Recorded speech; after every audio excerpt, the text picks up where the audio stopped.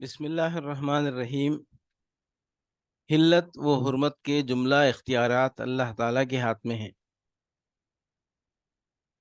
فہرست موضوعات تفہیم القرآن، جلد اول، عنوان توحید، صفحہ 438، سورہ مائدہ، آیت 2۔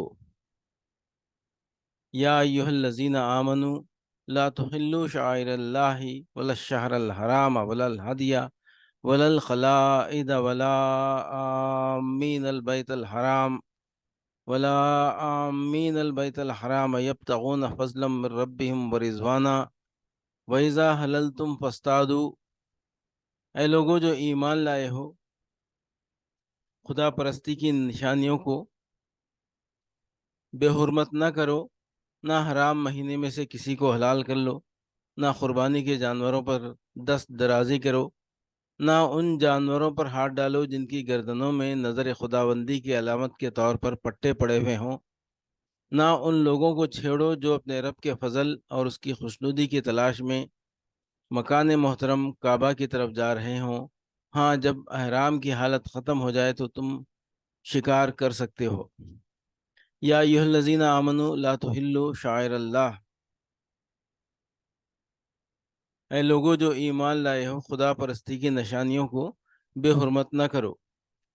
ہر وہ چیز جو کسی مسلک یا عقیدے یا طرز فکر و عمل یا کسی نظام کی نمائندگی کرتی ہو، وہ اس کا شعار کہلائے گی، کیونکہ وہ اس کے لیے علامت یا نشانی کا کام دیتی ہے۔ سرکاری جھنڈے، فوج اور پولیس وغیرہ کی یونیفارم، سکے، نوٹ اور اسٹامپ حکومتوں کے شعائر ہیں، اور وہ اپنے محکوموں سے بلکہ جن جن پر ان کا زور چلے سب سے ان کے احترام کا مطالبہ کرتی ہیں۔ گرجا اور قربان گاہ اور صلیب مسیحیت کے شاعر ہیں، چوٹی اور زنار اور مندر برہمنیت کے شاعر ہیں، کیس اور کڑا اور کرپان وغیرہ سکھ مذہب کے شاعر ہیں، ہتھوڑا اور درانتی اشتراکیت کا شعار ہیں، سواستکا آریہ نسل پرستی کا شعار ہے۔ یہ سب مسلک اپنے اپنے پیرووں سے اپنے ان شاعر کے احترام کا مطالبہ کرتے ہیں۔ اگر کوئی شخص کسی نظام کے شاعر میں سے کسی شاعر کی توہین کرتا ہے تو یہ اس بات کی علامت ہے کہ وہ دراصل اس نظام کے خلاف دشمنی رکھتا ہے، اور اگر وہ توہین کرنے والا خود اسی نظام سے تعلق رکھتا ہو تو اس کا یہ فعل اپنے نظام سے ارتداد اور بغاوت کا ہم معنی ہے۔ شاعر اللہ سے مراد وہ تمام علامات یا نشانیاں ہیں جو شرک و کفر اور دہریت کے بالمقابل خالص خدا پرستی کی مسلک کی نمائندگی کرتی ہوں۔ ایسی علامات جہاں جس مسلک اور جس نظام میں بھی پائی جائیں، مسلمان ان کے احترام پر مامور ہیں، بشرطے کہ ان کا نفسیاتی پس منظر خالص خدا پرستانہ ہو، کسی مشرکانہ یا کافرانہ تخیل کی آلودگی سے انہیں ناپاک نہ کر دیا گیا ہو۔ کوئی شخص خواہ وہ غیر مسلم ہی کیوں نہ ہو، اگر اپنے عقیدے و عمل میں خدائے واحد کی عبادت و بندگی کا کوئی جز رکھتا ہے تو اس جز کی حد تک مسلمان اس سے موافقت کریں گے اور ان شاعر کا بھی پورا احترام کریں گے جو اس کے مذہب میں خالص خدا پرستی کی علامت ہوں۔ اس چیز میں ہمارے اور اس کے درمیان نزاع نہیں بلکہ موافقت ہے۔ نزاع اگر ہے تو اس امر میں نہیں کہ وہ خدا کی بندگی کیوں کرتا ہے، بلکہ اس امر میں ہے کہ وہ خدا کی بندگی کے ساتھ دوسری بندگیوں کی آمیزش کیوں کرتا ہے۔ یاد رکھنا چاہیے کہ شاعر اللہ کے احترام کا یہ حکم اس زمانے میں دیا گیا تھا جبکہ مسلمان اور مشرکین عرب کے درمیان جنگ برپا تھی۔ مکے پر مشرکین قابض تھے۔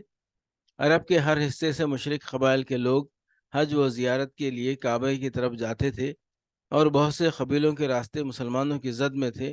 اس وقت حکم دیا گیا کہ یہ لوگ مشرک ہی صحیح، تمہارے اور ان کے درمیان جنگ ہی صحیح، مگر جب یہ خدا کے گھر کی طرف جاتے ہیں تو انہیں نہ چھیڑو، حج کے مہینوں میں ان پر حملہ نہ کرو، خدا کے دربار میں نظر کرنے کے لیے یہ جانور یہ لیے جا رہے ہوں ان پر ہاتھ نہ ڈالو، کیونکہ ان کے بگڑے ہوئے مذہب میں خدا پرستی کا جتنا حصہ باقی ہے وہ بجائے خود احترام کا مستحق ہے، نہ کہ بے احترامی کا۔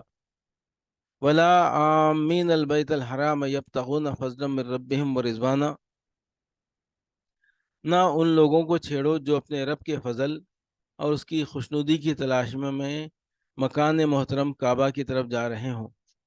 شاعر اللہ کے احترام کا عام حکم دینے کے بعد چند شاعر کا نام لے کر ان کے احترام کا خاص طور پر حکم دیا گیا، کیونکہ اس وقت جنگی حالات کی وجہ سے یہ اندیشہ پیدا ہو گیا تھا کہ جنگ کے جوش میں کہیں مسلمانوں کے ہاتھوں ان کی توہین نہ ہو جائے۔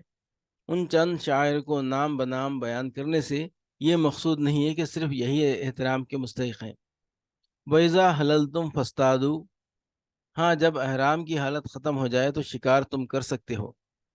احرام بھی من جملہ شاعر اللہ ہے، اور اس کی پابندیوں میں سے کسی پابندی کو توڑنا اس کی بے حرمتی کرنا ہے۔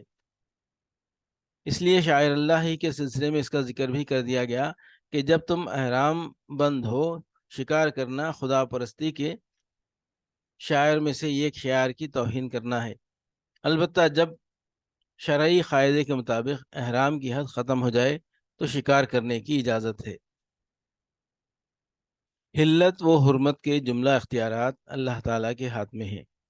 فہرست موضوعات تفہیم القرآن جلد اول، عنوان توحید، صفحہ 498، سورہ مائدہ، آیت 87۔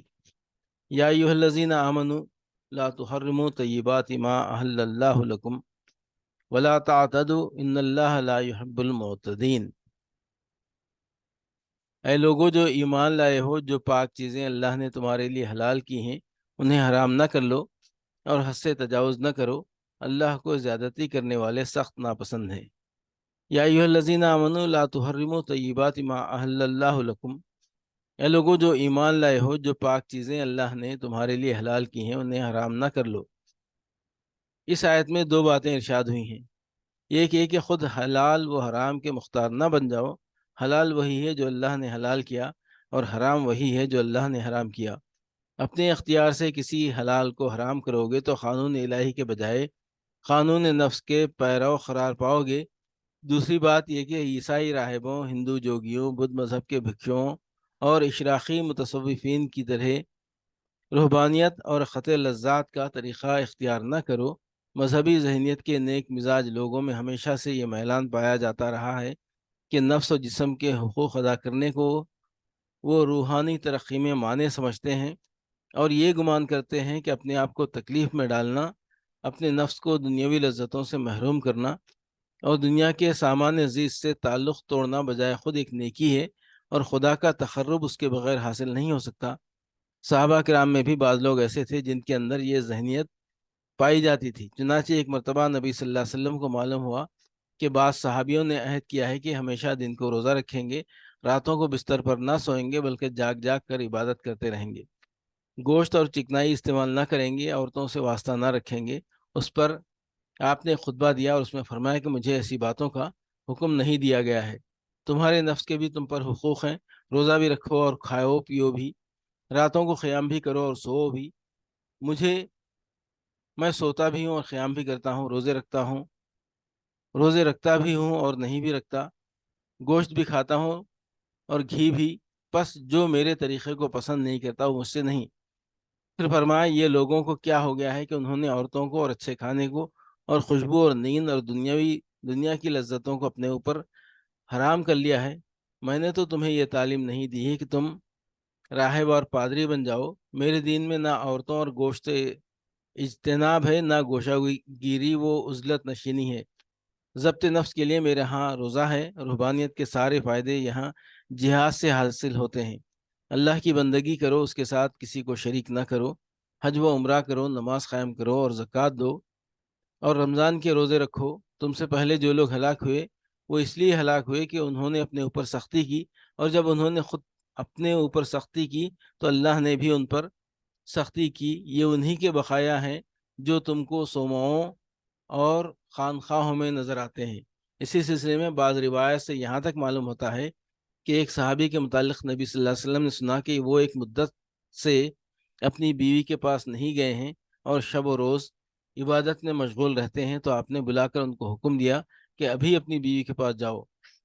انہوں نے کہا کہ میں روزے سے ہوں۔ آپ نے فرمایا روزہ توڑ دو اور جاؤ۔